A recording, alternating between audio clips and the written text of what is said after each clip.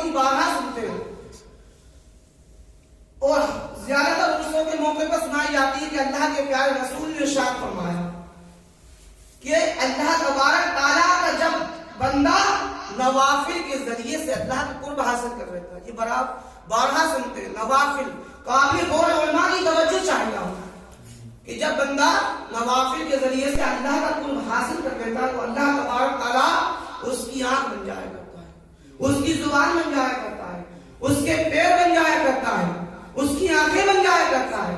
میں سوال یہ کرنا چاہتا ہوں کہ اللہ تبارک تعالیٰ کے پیارے نبی صلی اللہ علیہ وسلم کے فرمان کو ملاحظہ فرمائے، آپ نے کیا ارشاد فرمایا؟ نوافل کے ذریعے سے، کیا فرمایا؟ نوافل۔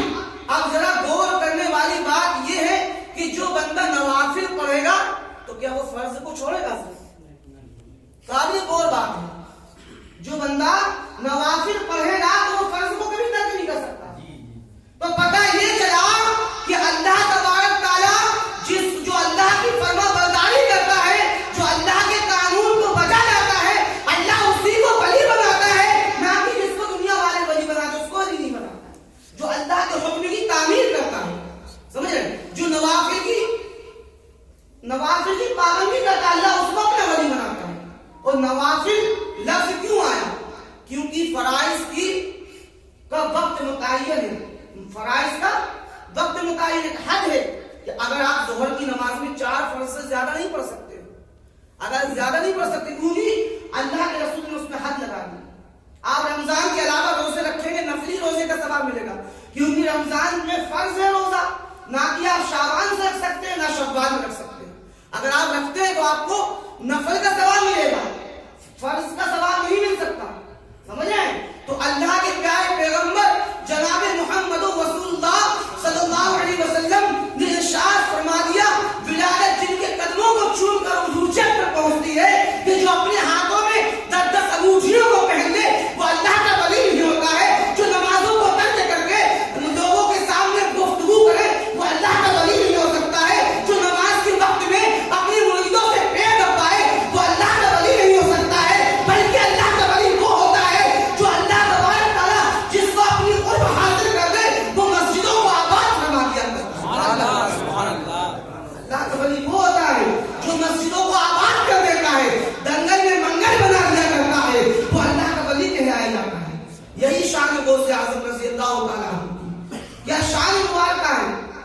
آپ دنیا کی اتہاس کو اٹھائیں، پڑھتے ہوئے چلے جائیں، ہر انسان کا ایک اپنا وقت ہوتا ہے، اپنے وقت کا ہر انسان چمکتا ہے۔ جب اس کا بڑھاپا آ جاتا ہے تو اس کا انداز خاموش ہو جاتا ہے، اس کی چاشنی جو ہوتی ہے وہ ٹل جاتی ہے۔ اسی طریقے سے آپ دنیا میں دیکھیں، ہزاروں دنیا میں ولی آئے، ہزاروں لاکھوں کی تعداد میں دنیا میں ولی آئے، لیکن کچھ ولیوں کا ابھی بھی نام دیا جاتا ہے، کچھ کا نام لوگ جانتے ہی نہیں، کچھ کا کچھ نام و نشانی ہی نہیں، لیکن اللہ تبارک تعالیٰ کا غوث اعظم پر یہ فرض ہے، اللہ کا یہ کرم ہے، اے غوث اعظم رضی اللہ تعالیٰ عنہ کہ اللہ تبارک تعالیٰ نے آپ کو وہ شان عطا فرمائی ہے کہ جب آپ ماں کے پیٹ میں تھے، جب بھی آپ کے چرچے ہو رہے تھے، اور آج آپ اپنے کے اندر ہے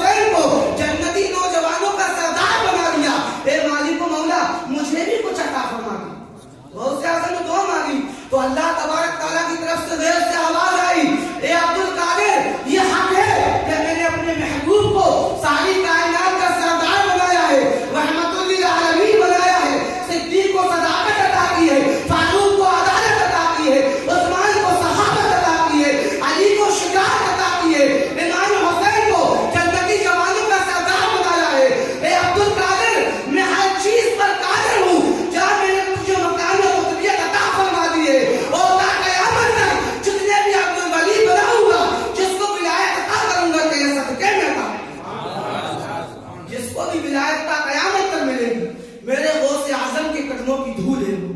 غوث اعظم کے قدموں کا صدقہ ہے. میرے محترم وہ مقام ہے غوث اعظم رضی اللہ تعالیٰ عنہ. لیکن اتنا سب کچھ ہونے کے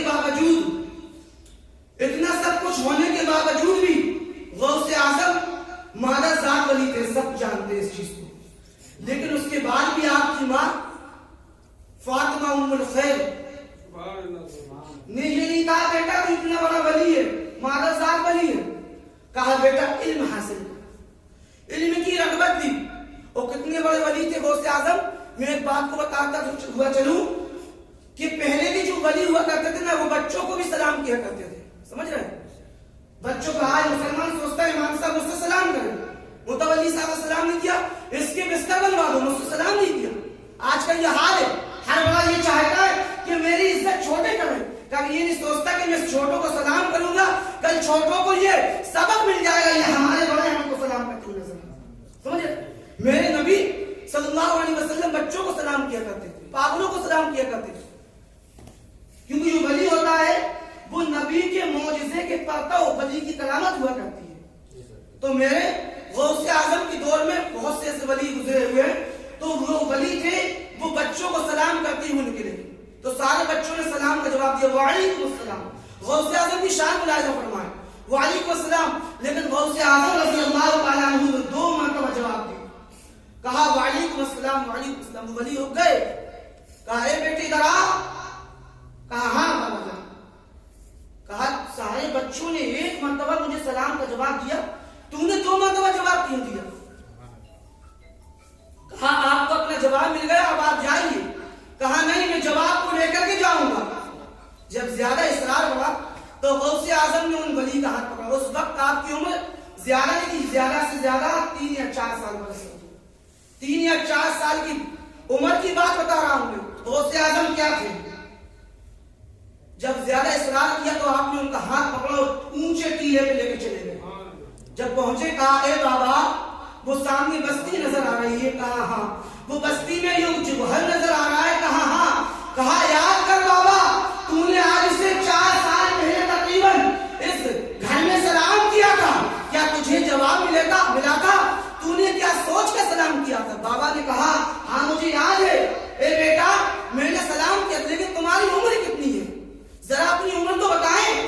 کہا میری عمر کو نہ پوچھو, تم تو یہ بتاؤ تم نے سلام کیوں کیا؟ کہا اس لیے سلام کیا تھا, یہ سیدوں کا گھر ہے, میں نے سوچا سلام کروں گا تو کچھ برکتیں حاصل ہو جائیں گی. تو کہا بابا جواب ملا؟ کہا نہیں, جواب کسی نے نہیں دیا.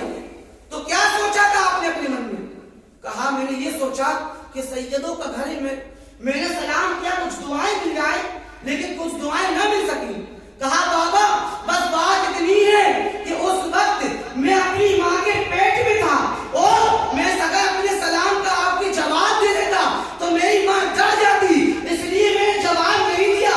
آج 2 مرتبہ سلام کا جواب دے رہا ہوں, اس صدقے سے, اس بدلے سے جواب دے رہا ہوں کہ ایک تو سلام وہ جو تم نے سیدوں کے اوپر قرض کیا تھا اس کا جواب دے رہا ہوں, ایک سلام وہ ہے جو تم نے محفل میں کیا تھا اس کا بھی میرے جواب بتا.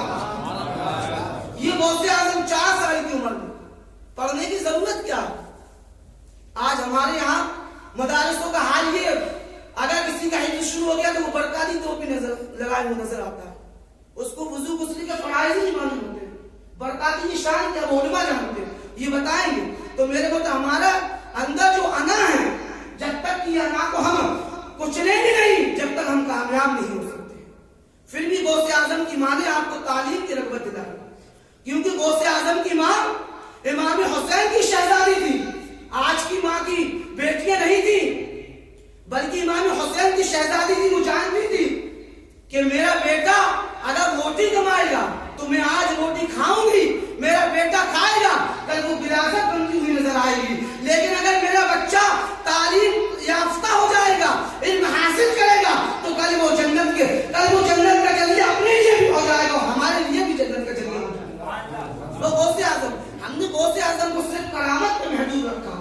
میں آپ کو ایک بات بتا دوں, کوئی بھی ولی کتنا بھی بڑا ولی ہو, کرامت کی بنیاد پر ولایت نہیں ملتی. حضرت توجہ چاہتا ہوں, ولایت ملتی ہے تو تقوی کی بنیاد پر ملتی ہے. जैसे पीर फकीर दुनिया में घूम रहे हैं जो अपने खाली हाथ में आपको छुआरे और मखाने दिखा देंगे, तो ये करामत थोड़ी होगी।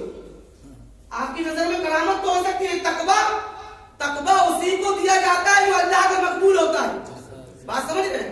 तो विलायत जो मिलती है वो तकवे और तहारत की बुनियाद पर मिलती है, करामत की बुनियाद नहीं। क्योंकि हमने गौसे आजम को सिर्फ करामत, हर साल गौसे आजम की 11वीं आती है, हर साल हमारे मुसलमान 11वीं शरीफ मनाता, अच्छी बात है, बरकत की बात है, लेकिन गौसे आजम की जो तालीमात है कभी उस पर भी गौर किया?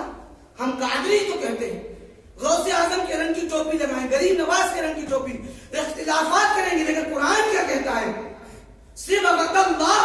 वमन अहसनु मिनल्लाहि सिबगा, जो अल्लाह करेंगे वही गौसे पाक करेंगे, वही गरीब नवाज करेंगे। तुम अल्लाह के रंग में रंग जाओ, गौसे आजम भी मिल जाएंगे, गरीब नवाज भी मिल जाएंगे और दादा मियां भी आपको मिल जाएंगे। जरूरत है गौसे पाक की, अल्लाह के रंग में रंगने। कुरान कहता है सिबगा वमन अहसनु मिनल्लाहि सिबगा। मेरे मोहतरम गौसे आजम फरमाते हैं कि मेरा मुरीद कौन है?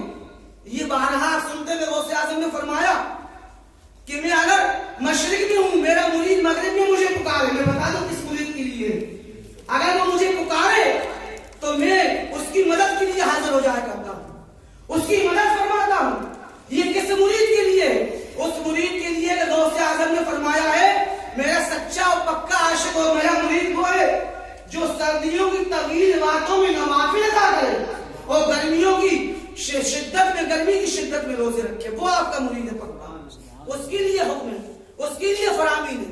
हम जैसे गुनाहगारों के लिए नहीं कि पूरे साल गुनाह किए, 11वीं का ज़र्दा चढ़ा दिया, इमाम साहब को बैठा दिया, क्योंकि हम इतने नाकारा हैं कि हम फातिहा तक भी नहीं बैठते हैं।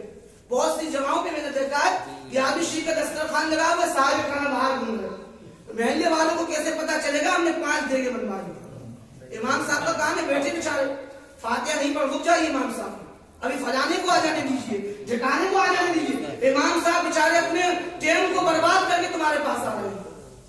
मेरे मोहतरम उलमा की कदर न की तो हम गौसे पाक को कैसे पहचानेंगे? ये उलमा ने तो हमको मर्तबा बताया, गौसे पाक क्या है? आला हजरत ने ऐसा ही नहीं फरमाया कि वाह क्या मर्तबा है गौसे है वाला तेरा, ऊंचे ऊंचों के सरों से कदम आया तेरा, समझ रहे हैं? ऊंचे ऊंचों के सरों से कदम आया तेरा, समझ रहे? ऐसे ही वो आला हजरत ने नहीं फरमाया मेरे मोहतरम। तो हमको ये चाहिए कि हम जिस भी वली की जश्न को मनाएं, उसके महीने को देखें, जब वो महीना आए तो हर वली की सीरत को पढ़ना चाहिए। गौसे पाक की सीरत क्या है? गौसे पाक ने हमको क्या सबक दिया है? गौसे आजम ने क्या फरमाया है? गौसे आजम ने 40 साल इशा, बहुत बार सुना आपने, कभी किसी ने ये महसूस किया कि गौसे आजम ने तो 40 साल तक इशा की वजू से फजर की नमाज अदा की? हमको कभी ये तौफीक हुई कि अगर हम गौसे आजम के मानने वाले हैं तो कम से कम इशा की वजू से फजर तो नहीं पढ़ सकते, कम से कम इशा की वजू से इशा तो पढ़ सकते हैं? बताइए मेरे मोहतरम, दिल पे हाथ रख के बताइए, इशा की वजू से हम फजर नहीं पढ़ सकते लेकिन इशा तो पढ़ सकते हैं। गौसे आजम तो उस दादी के पोते थे, आप जानते हैं हजरत बीबी फातिमा ज़हरा, आप जब इबादत करती थी आपका वो मकाम था कि जब आप अपने पेशानी को जमीन पर रखती थी और जब जमीन से सर को उठाती थी, मौला की बारगाह में हाथों को उठाती थी, ए मौला तूने इन हाथों को इतना छोटा बनाया है कि तेरे महबूब की बेटी का एक सजदा भी पूरी रात में अदा नहीं हो पाता। वो गौसे आजम की नानी और दादी का हाल है मेरे मोहतरम, और हमारे घरों का हाल तो ये है कि हम अपने घर को न सुधार सके तो हम गौसे आजम की सीरत को क्या अपनाएं? मेरे मोहतरम गौर फिक्र कीजिए, सिर्फ प्रोग्राम कराना मकसद नहीं है कि हम गौसे आजम की प्रोग्राम कराएंगे, नारे लगाएंगे। मेरे मोहतरम कभी गौसे आजम की जिंदगी को देखिए आप, गौसे आजम ने पत्ते खा खा कर इल्म हासिल किया। आज हम अगर किसी इमाम को अपने बच्चे को पढ़ाने के लिए लगाते तो 500 रुपए अगर इमाम साहब ने फीस को बता दिया तो पूरे महल्ले में चर्चे हो जाते हैं। सोचिए, बहुत गहराई की बात है। भले हम इंग्लिश पढ़ाने के लिए, दुनिया की तालीम पढ़ाने के लिए हजारों खर्च करें, मैं ये नहीं कहता कि दुनिया की चीज को ना पढ़ाया जाए, इल्म को ना पढ़ाया, दुनिया और आखिरत दोनों इल्म को पढ़ाया जाए। और दुनिया के इल्म से फायदा यह है कि हम सिर्फ दुनिया में फायदा उठा सकते हैं, लेकिन इल्म दीन मुस्तफा सल्लल्लाहु अलैहि वसल्लम की शान यह है कि अगर हम इल्म दीन मुस्तफा सीखेंगे तो हमें दुनिया में भी काम आएगा और आखिरत में भी काम आएगा। इल्म दीन वो है कि वो کام آئے گا.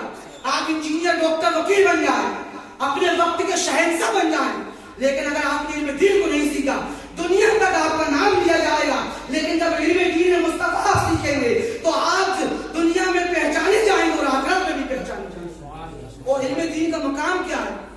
آدمی 40 سال کا ہو جائے, 50 سال کا ہو جائے, گناہ پر گناہ کر رہا ہے, لیکن اگر اس کے دل میں اللہ یہ ایک بات کو ڈال دی کہ مجھے علم دین مصطفیٰ کو سیکھنا ہے, تو اس کا مرتبہ کتنا بلند ہو جاتا ہے. جب وہ قرآن مقدس کو پکڑتا ہے, زمین پر چلتا ہوا مدرسے کی طرف آتا ہے, تو اللہ تبارک تعالیٰ جبرائیل کے پروں کو اس کے قدموں کے نیچے بچھا دیتا ہے.